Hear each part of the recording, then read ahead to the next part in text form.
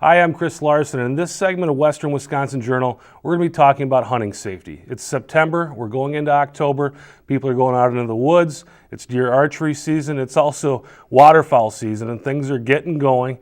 And joining us now is Tom Irwin. And Tom, thanks so much for taking the time to talk to us today about hunting safety. Can you tell us a little bit about your background and why you're really able to speak on this subject, and tell us a little more about it?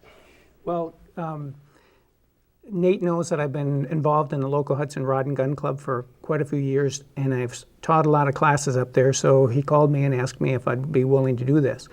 And my background is really, I grew up as a dairy farm kid, 9 kids in the family, and I started hunting squirrels when I was 8 years old. And kind of a unique thing in our family was that my mother was an avid outdoors woman. As a matter of fact, I didn't know that that wasn't normal, because you're kind of somewhat on an island as you grow up in a country on a farm. And it wasn't until I got into grade school and I found out from the friends I made that their moms did not. You know, mine was as good of a hunter of any of the males in the area. So that kind of interested me, and I've been hunting ever since then. And that's something that you've actually grown on now. You've started a program to help women learn to hunt and learn how to use firearms and really just get acclimated with the whole thing. Yeah, well, I started the Women on Target program, which is a National Rifle Association program. I started it, I think it was 8 years ago. And the purpose of it is to teach women, and a women-only class, so that a lot of women would just prefer not to have men in the class as an intimidation factor. And it's a class that makes the assumption that you've never handled a firearm before. So we take the people from the foundation on up, baby step at a time, with the basics of firearm safety, the do's and the don'ts, teach them how cartridges work, teach them how the handguns, rifles, and it's a 22 caliber course. We've got one coming up just in a short time from now, September 18th and 21st. So if someone wants to get involved with that, how would they, who do they contact to find out more about that? The best way is to go on to hudsongunclub.com and go on that website, and there will be a calendar you can look at and a link to the Women on Target.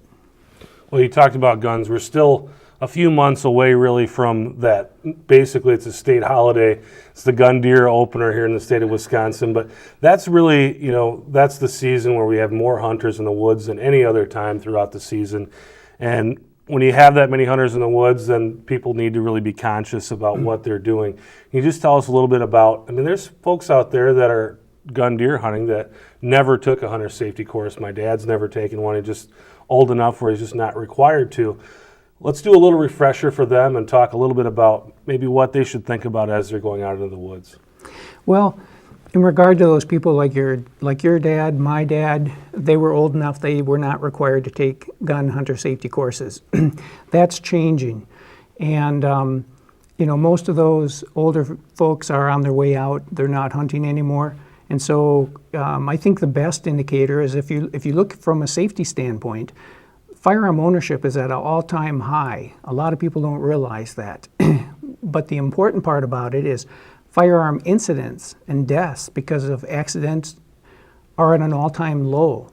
So we've done an extremely good job through the people who volunteer their time to hunt or to teach the hunter safety courses. They've done a good job of bringing those incident numbers down to a very low number.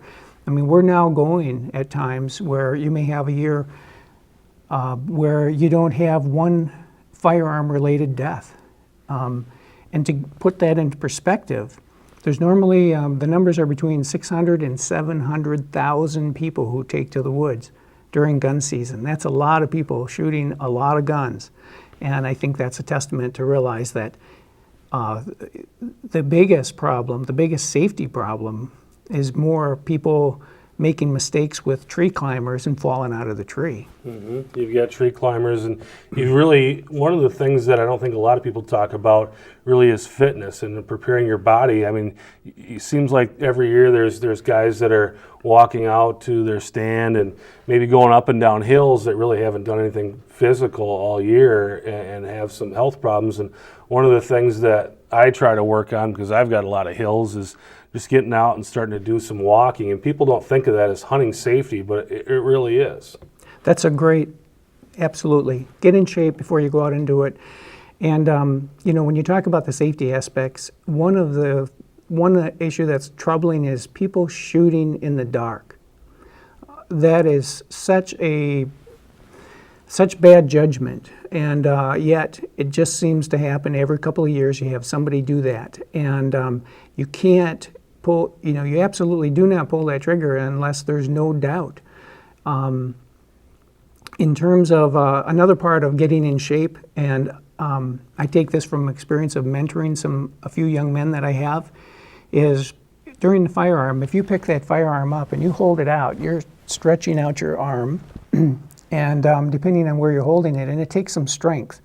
And when you're on the hunt, you may have an animal come in and you start trying to be ready for that, and you've got to hold it there. Sometimes you'll hold it there for quite some time. So what I like to teach is, as you're approaching a couple of weeks before firearms hunting season, start practicing with that firearm. You come home from school, you come home from work, just start holding it, an empty firearm, and get in the habit of exercising those muscles that you're actually going to be using.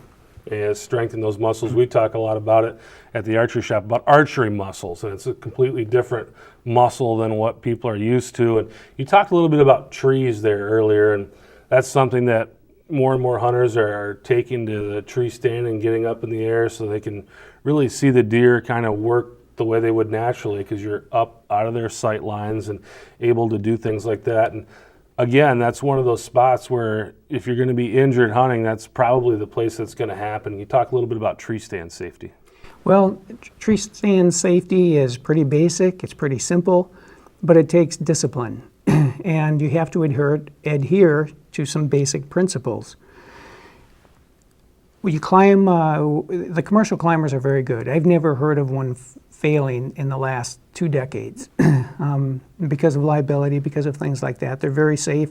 They build tree climbers that are not damaging to the trees anymore. Some of them, the old ones, used to have spikes and things like that. The new ones don't harm the tree. But even with that, you need to scout your area where you're going to hunt ahead of time. Pick out your tree, make sure you can find it in dim lighting or in darkness on your way out there. Then once you get to the tree, you have to have yourself organized. I take everything the night before I'm going, I pack a little duffel bag, and I pack it in reverse order. I put all my hunting clothes on, and then I start packing my duffel bag, because as you take it off, you stick it in the bag, so you start in reverse order. So when you get to that tree in the darkness, the only thing I have to do is take off my blaze orange outer jacket with my back tag. I take that off, and then everything is in reverse order, the way it goes on your body. Put your jacket back on, put the climber on the tree, and you have safety belts. You put the safety belts around, and normally I pull my firearm up with a rope, and I fasten that rope to my climber, so I don't have to deal with the firearm. The firearm is empty, lying on the ground, and I climb my tree, and then put the safety belt on, and I normally have a little screw-in hook that I just put in the tree, and then you can pull your firearm up, you hang the sling on it, get loaded in a tree, you're ready to hunt. Yeah, and for those of folks out there that are wearing or using basically a permanent stand, a hang-on stand, that's the type of stand I use, and that's something you'll see more in private land. I think that what you're talking about really is a lot of public land hunters will use the climbing stands. But one of the things that we added to our stand sets this year was the lifeline. So as we're climbing up the ladder, we actually have a rope next to our ladder, and it's a special kind of knot, they call it a Prusik knot, that we can actually stay connected to the rope all the way up. And usually where you see those accidents where people are falling out of tree stands is when they're transitioning off the ladder to the stand. And before this year, I used to wait until I was on the stand before I'd connect. Well, now I'm connected all the way up, and it's just, I can't tell you how much more peace of mind I have as I'm climbing up the tree with that on. Yeah. So it's a really it's a great thing to have as you're climbing that tree. Well, bow hunting is about to get started. We talked a little bit about guns, but is there any special considerations for archery hunters as they go out into the woods? Well, I think a lot of the aspects are the same. I'm a huge fan of hunting from trees. And when I was a young man, it was illegal, and we actually fought with the Department of Natural Resources for a long time to make it doable. And the reason why I'm such an advocate of it is because whether you're archery hunting or firearm hunting, you're up in a tree, the animals are down here, you're shooting down into the ground. That's what you want. If you're on the ground, you're shooting parallel. That projectile is going to travel a lot farther. So it's made hunting very, very safe by being able to go up in the trees. And even a lot of older fellows that I know, they don't go up the tree very far, but just a matter of 6 to 10 feet is a huge, huge difference. Well, deer hunting is such a big part of Wisconsin culture, especially in this part of the state. But another thing really that just got started a few days ago is waterfowl hunting, early goose season upon us, and getting out there to do some duck hunting. A lot of guys will hunt in the fields, but there's also a lot of folks out there getting in a boat, and that's a whole other set of safety principles to adhere to there. It is. Can you tell us a little bit about what you should think about as you're getting into your boat to go hunting? Well, they're all pretty much, the boater safety, and there's another area just like hunter safety where, young people are required, if they're going to operate watercraft, to take watercraft, and you learn the safety requirements in those programs. And so they're pretty much versed with it. When you get into the fall hunting, you need to add on, you have to think about hypothermia. Now, if you're out there by yourself and you're a good distance from somewhere and you make a mistake and you end up taking a bath, make sure that before you start getting in the boat, you've got your flotation equipment on, because if it's a small, like a John boat or a canoe, something like that, they're easy to tip. And you end up taking a bath. Number one is if you're wearing a lot of clothes in the cold weather, you're going to be an anchor. That's one time when I do put on my life preservers before I ever get out into the water. And then the second thing is have a plan, if you do get wet, how you're going to get yourself warm. You talked a little bit about preparing. We were talking about deer season where you're getting your gear ready. And I've always found it's nice during duck season, you go out maybe the week before the season, get everything loaded up in the boat just so you can see how that boat's going to be. Absolutely. Before you have to do it in the dark during the season. You get everything loaded up in there and kind of see what it's going to be like and where you're going to put your dog and where your hunting buddy's going to sit. And, a lot of folks this time of year when they get ready to go duck hunting, they overload those boats. And you really got to kind of be conscious of what the limits of your boat is too. That's experience. And no matter what, you're going to make a lot of mistakes if you haven't hunted before. And you've just got so many things out there, with the gun deer season, you're out there for the most part, it's pretty much a solitary event where most guys are going to hunt alone. Maybe they've got a friend a couple 100 yards down the fence line or something. But with duck hunting, everybody is really handling their guns right next to each other, and you've got dogs in the area too. And I mean, that's a whole other set of circumstances. When you get ready to shoot, you need to be aware that you've got people right next to you when you're shooting. And you learn that when you take the hunter safety courses. And if you really look at the Department of Natural Resources always treat every gun like it's loaded, keep the muzzle pointed in a safe direction, know your target and beyond. Those are the three primary first ones. The National Rifle Association has a little bit different take on it. They start out with always keep the muzzle pointed in a safe direction. Keep your finger off the trigger until you're ready to shoot, and keep your firearm unloaded until you're ready. So there's a difference, and their primary reason for that is because if you go to someone who has not had any hunter safety training and you say, treat every gun as though it's loaded, what does that mean? There's confusion. What does that mean? But just like your mother taught you, don't point your finger at somebody. It's impolite. It's the same thing with, always point the muzzle in a safe direction. And the other aspect of those three basic rules, no matter which one you use, the beauty of it, you can violate all the rules of gun safety And nobody's going to get hurt if you just keep the muzzle pointed in a safe direction. You may be embarrassed. You may scare some people, but nobody's going to get hurt. And so that one, on the National Rifle Association, it's a number one. The Department of Natural Resources, it's their number two. If you just follow that one basic safety rule, nobody's going to get hurt. And Tom, you touched on it a little bit earlier. You're talking about teaching people that are not used to hunting how to get out in the woods. And one of the things we talked about before we sat down here was you enjoy teaching people what to do with their game once they get it and it's on the ground and everything's worked out. What's the next step there? I do. Well, let me just back up, because I've mentored a few young people and I've actually kind of helped some older gentlemen as well.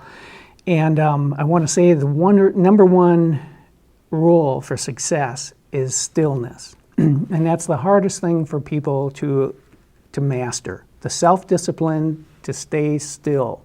As an example, and what I normally do when I'm working with someone or I'm mentoring a young person, they don't know I'm going to do it, but I sneak up on them. I sneak up on them later in the day. We always go out for some practice sessions ahead of time, and I tell them I want them to pretend they're hunting. And I sneak up on them, and from a distance, I'm watching them, and they don't know that. And as an example, turning your head. You sit out there and you observe, and you'll watch somebody, and they're doing this. They're looking around for a deer. You can't do that. That's too much movement. You're in their environment. They pick up on that movement way before you see them. And so you've got to discipline yourself that as you're scanning the area, you've got to turn your head very slow. I like to think of it as if turn yourself into a robot. Set yourself up on slow and use your eyes to move left and right, but turn your head, keep your head kind of moving really slow, but move your eyes back and forth as you're scanning the perimeter. And you're going to have a lot more success because the animals won't know you're there. You'll have a lot more action, and then that moves on to your success. When you have success, there's a lot of people now, we've kind of lost it in our culture of the basics of taking care, harvesting game. What do you do after you have it on the ground? How do you field dress it? The internet provides a lot of examples. There's a lot of people who have put YouTubes on there about how to field dress an animal. I'd go there first. The Department of Natural Resources with the hunter safety, you can find the same thing, the steps of field dressing the animal, how to do it safely.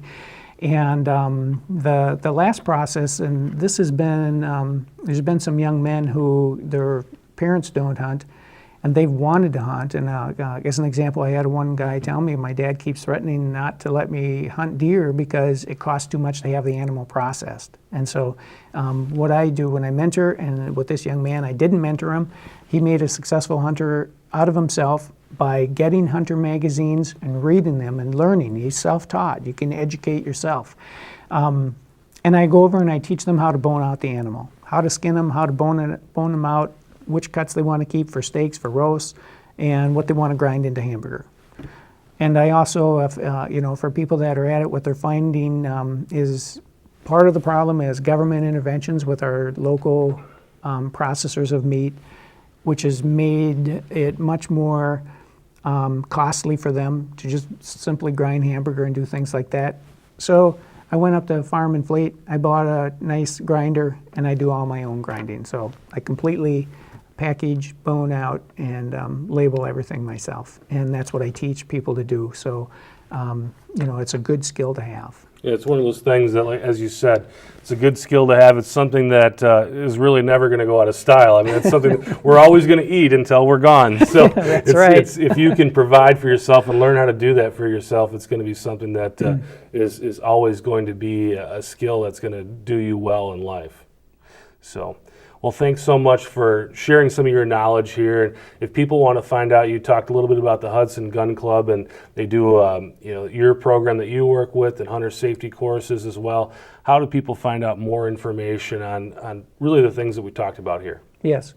Well, you just go on, if you know where the club is, go up there.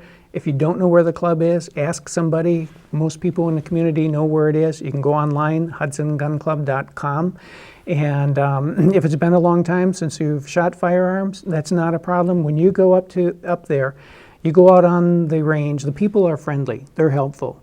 You can just ask people, because there's a lot of people, they may not be instructors, but they're still experts. They've been at it for a long time, and the willingness to help people. It's not uncommon for someone to purchase a firearm. You know, in the last few years, there's been a lot of concerns about losing Second Amendment rights for good reason, and so there's been a kind of an influx that we've seen of people who come up there, and they might have fired or hunted or shot firearms 30, 40 years ago. And now they're up there and they feel uncomfortable, and they just ask.